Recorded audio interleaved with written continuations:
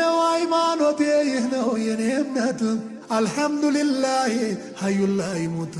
ያደረገን ጌታ የነቢ ኡመት ምስጋና ይገባው በማታም በጧት ምስጋና ይገባው በማታም በጧት አልሐምዱሊላህ ሙስሊም ያረገን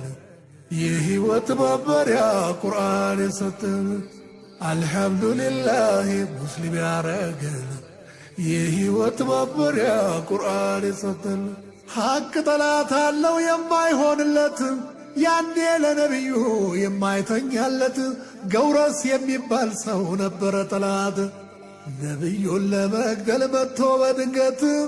ሰይፎን አውርዶ ከሰቀሉበት ተኝተው ነበረ ከሰከሰወት ያስፈራራው መስሎት ማነው የሚያድን ብሎ ሲለወት አላህ